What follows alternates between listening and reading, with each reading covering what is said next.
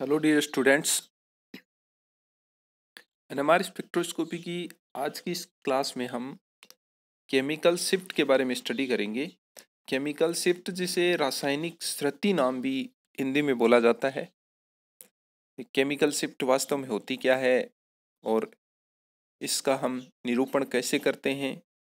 इसके अलावा chemical shift में जो रेफरेंस कंपाउंड हम लेते हैं वो कौन सा लेते हैं और उसको लेने के पीछे जो लॉजिक है, रीजन है, वो क्या होता है। और केमिकल शिफ्ट की जो वैल्यू है डेल्टा स्केल पर वो कैसे हम कैलकुलेट करते हैं किसी एनएमआर स्पेक्ट्रोमीटर में।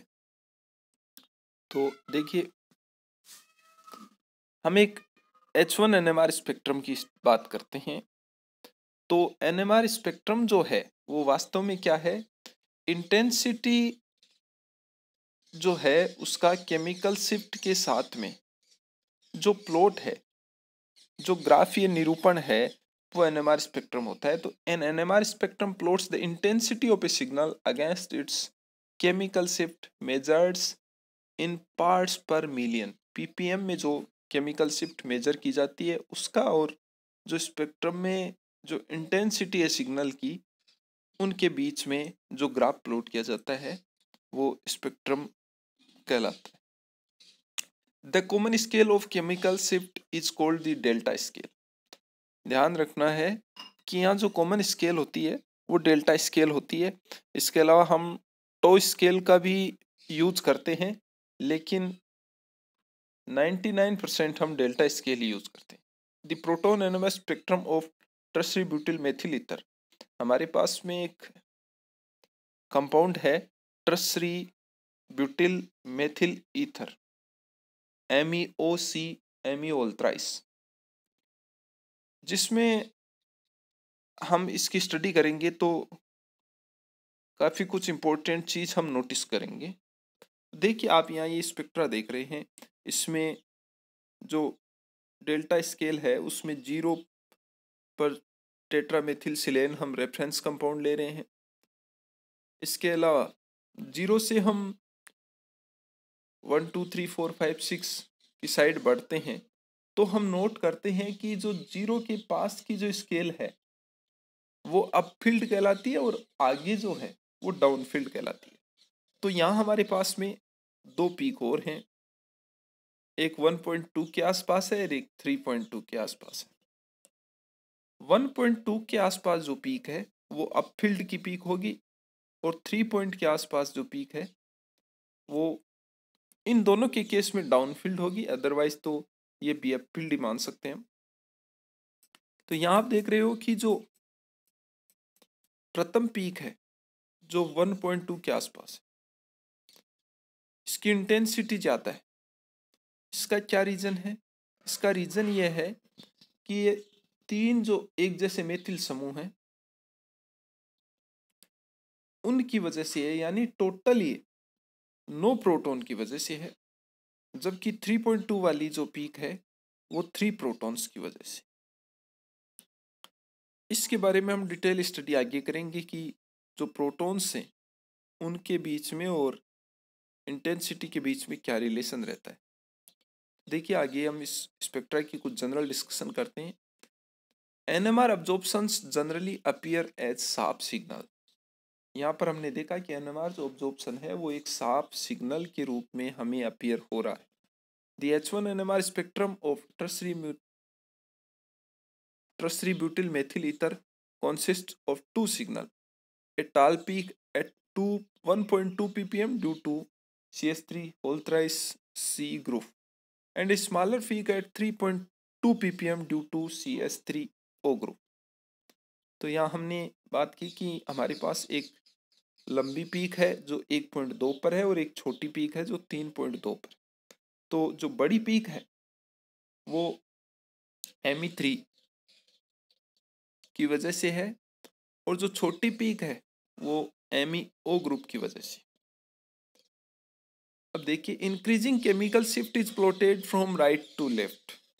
जो केमिकल शिफ्ट है उसको हम right to left increasing order में प्लॉट करते हैं। मोस्ट जो प्रोटॉन्स हैं एनएमआर स्पेक्ट्रा में ज्यादातर प्रोटॉन्स जो हैं वो 0 से 12 ppm या 0 से 12 डेल्टा स्केल की बात करें तो उसके बीच में अब्जॉर्ब करते हैं। यहाँ जब हम अपफील्ड और डाउनफील्ड की बात करते हैं तो ये जो रिलेटिव लोकेशन है सिग्नल्स की उसके संदर्भ में बात करते हैं। किसी स्पेक्ट्रा में एक पीक 12 पे आ रही है और दूसरी पीक 4 पे आ रही है तो उस केस में हम 4 वाली पीक को अपफील्ड कहते हैं और यहाँ हम 3.2 वाली को ही डाउनफील्ड कह रहे हैं। तो ये जो रिलेटिव लोकेशन है सिग्नल की उसको ध्यान में रखते हुए हम अपफील्ड और डाउनफील्ड वर्ड काम में लेते हैं। Upfield means to the right, the ME3C peak is upfield from the MEO peak. Downfield means to the left, यानी लेफ्ट हैंड साइड की जो पीक है वो डाउनफील्ड है और इस केस में जो MEO पीक है वो ME3C की तुलना में डाउनफील्ड की ओर है। NMR absorptions are measured relative to the position of a reference signal at 0 ppm on the delta scale. Delta scale पे जो 0 ppm पे एक रेफरेंस कंपाउंड हम लेते हैं उसकी जो सिग्नल होता है वो रेफरेंस सिग्नल होता है और यहाँ पर हम टेट्रामेथिलसिलेन को रेफरेंस कंपाउंड के रूप में लेते हैं। तो यहाँ हम बात कर रहे हैं कि जो रासायनिक श्रुति या केमिकल शिफ्ट है उसको किसी भी संदर्भ यौगिक के प्रोटॉनों के अवशोषण के निर्देश में माप रहे हैं। तो हम कह रहे हैं कि हम टेट्रामेथिलसिलेन को रेफरेंस कंपाउंड के रूप में लेते हैं। तो इसके बहुत सारे कारण होते हैं, वोलेटाइल है और इनर्ट कंपाउंड है। तो देखिए एक सबसे बड़ा रीजन तो ये है कि इसमें 12 जो प्रोटॉन्स हैं वो केमिकली इक्विवेलेंट प्रोटॉन हैं और इस वजह से इसकी बहुत कम मात्रा से ही हमें एक प्रबल सिग्नल या संकेत प्राप्त हो जाता है। दूसरी इंपॉर्टेंट बात यह कि सिलिकॉन है वो बहुत कम इलेक्ट्रोनेगेटिव या बहुत कम विद्युत ऋणी होने के कारण इसके प्रोटॉन अत्यधिक परिरक्षित होते हैं, शील्डेड होते हैं। फलस्वरूप सामान्य कार्बनिक यौगिकों में उपस्थित प्रोटॉनों की तुलना में सिग्नल उच्च क्षेत्र की ओर प्राप्त होता है और जो टेट्रामेथिलसिलेन से जो सिग्नल हमें प्राप्त होता है उसको हम 0 ppm मानते हैं, रेफरेंस मानते हैं, उसको हमने 0 ppm माना है। स्पष्ट है यह सिग्नल जो है वो अन्य हाइड्रोजन परमाणुओं से जो भी प्राप्त सिग्नल हैं उनसे एक तरीके से अलग हो गया और ये किसी भी दूसरे सिग्नल में कोई बाधा उत्पन्न नहीं करता है। थर्ड जो इंपॉर्टेंट रीजन है कि हम टेट्रामेथिलसिलेन काम में लेते हैं वो ये है कि ये वोलेटाइल कंपाउंड है। इसका जो क्वथनांक जो होता है, बॉइलिंग पॉइंट जो होता है वो केवल 27 डिग्री सेंटीग्रेड होता है। इसलिए इसको सैंपल में मिक्स करने के बाद सैंपल से इजी वे में इवोपरेशन प्रोसेस द्वारा हम अलग कर सकते हैं, वाष्पन द्वारा अलग कर सकते हैं।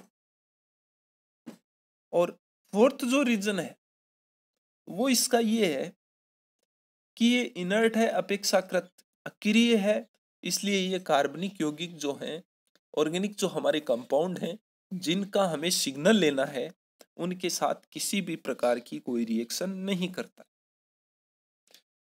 एक और इसका इंपॉर्टेंट रीजन ये है कि ये सामान्यतया जितने भी ड्यूटराइज्ड सॉल्वेंट हैं उनमें सोल्यूबल होता है। तो ये कुछ इंपॉर्टेंट कारण थे जिसकी वजह से हम टेट्रामेथिलसिलेन को रेफरेंस कंपाउंड के रूप में लेते हैं। नेक्स्ट हम बात करें कि जो केमिकल शिफ्ट है एक्स एक्सिस पर, जिसमें हम एनएमआर सिग्नल की जो पोजीशन है वो मेजर करते हैं पीपीएम में। वो कैसे मेजर करते हैं तो देखिए डेल्टा स्केल पर जो केमिकल शिफ्ट की वैल्यू है पार्ट्स पर मिलियन में वो मेजर करने के लिए जो फॉर्मूला है हमारे पास, इक्वेशन है, वो ये है, a chemical shift is equal to observed chemical shift in hertz में डाउनफील्ड फ्रॉम टेट्रामेथिलसिलेन, टेट्रामेथिलसिलेन से डाउनफील्ड होगी, अपॉन जो स्पेक्ट्रोमीटर है उसकी फ्रीक्वेंसी हर्ट्ज में, nu of the spectrometer in hertz, sorry यहाँ पर हम मेगा हर्ट्ज ले रहे हैं, because the frequency of the radiation required for resonance is proportional to the strength of applied magnetic field B0. Reporting NMR absorptions in frequency would be meaningless unless the value of B0 was also reported. By reporting the absorption as a fraction of NMR operating frequency, so we get units ppm that are independent of the spectrometer. और इसी वजह से हम क्या करते हैं कि जो पीपीएम में मेजर करते हैं वो स्पेक्ट्रोमीटर की जो भी है फ्रीक्वेंसी से इंडिपेंडेंट होता है। तो देखिए एक एग्जांपल के द्वारा हम केमिकल शिफ्ट की वैल्यू कैलकुलेट करते हैं। फर्स्ट हमारा एग्जांपल है, calculate the chemical shift of an absorption that occurs at 1500 Hz downfield from tetramethyl using a 300 MHz NMR spectrometer. तो जो फॉर्मूला हम यूज करेंगे उसमें 1500 हर्ट्ज जो है वो अपॉन 300 मेगाहर्ट्ज, और इससे जो हमारी वैल्यू आएगी वो 5 ppm आएगी। इसी प्रकार हमने दो और एग्जांपल दिए हैं, इनको आप कैलकुलेट करना, और जो डेल्टा स्केल है उस पर जो केमिकल शिफ्ट होगी पार्ट्स पर मिलियन में वो क्या होगी वो आपको यहाँ देखनी। तो आज की इस क्लास में इतना ही। Thank you.